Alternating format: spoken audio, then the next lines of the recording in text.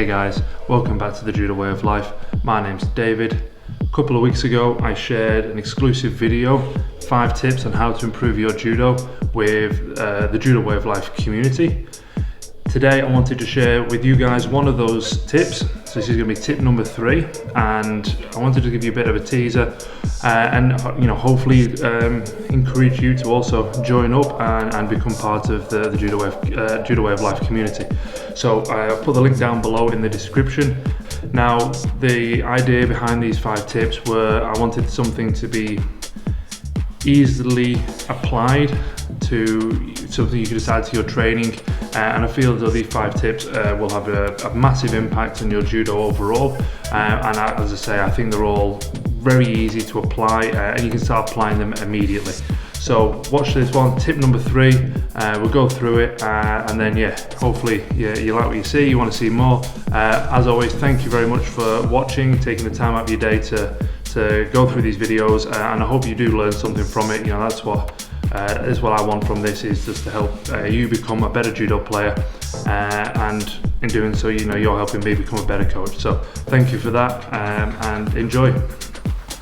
Number 3 is throw more.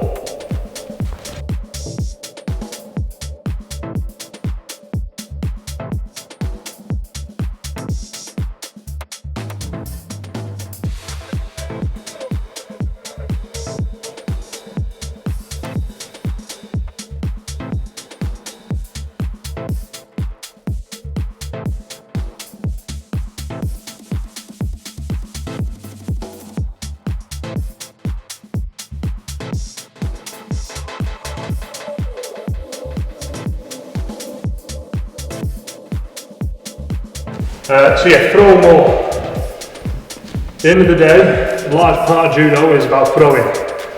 So it's all well and good doing hundreds of Okuri-Ashi-Harai reps, but if you don't get the reference experience of finishing those throws off, getting that complete movement from start to finish, from not having a grip to getting a grip to turning in and throwing your partner, it's going to stunt your development as a judo player. It's not necessarily easy to do this. If you turn up to a session, obviously the coach dictates what happens in the session.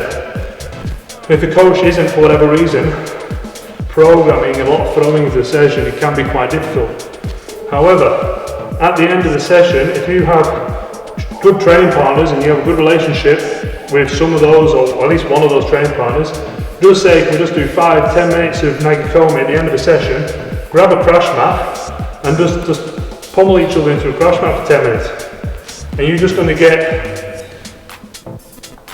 you're just going to increase the amount of reference experience of completing throws off, from getting that start to finish, that 100%. And when you come to randori, you're just going to feel more comfortable finishing throws off. If you haven't got that experience, you're not, in your Okuri-Ashi-Harai, you're just doing 10 Okuri-Ashi-Harai, you're just turning in, but you're not actually finishing the throw off, and your partner has to go.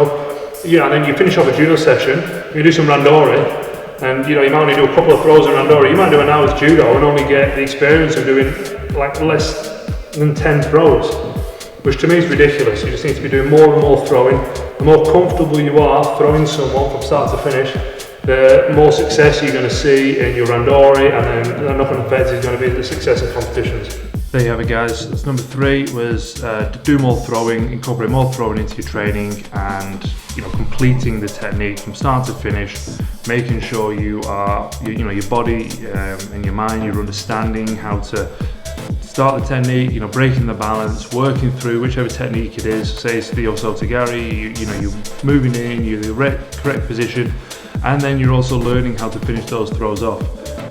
Quite often, like I said in the video, I see with the athletes, when they do so much Okuri-Ashi-Harai and they come to randori, they just don't actually know how to finish the throw off. They come in and they're getting stuck, and because they haven't learned, they haven't got the pathways in the brain to be able to get to that point and then fully understand how to complete the throw, bring the leg back, for the example of the Okuri-Ashi-Harai, and driving through the top of the body and finish the throw off. And I think obviously that's the most important part.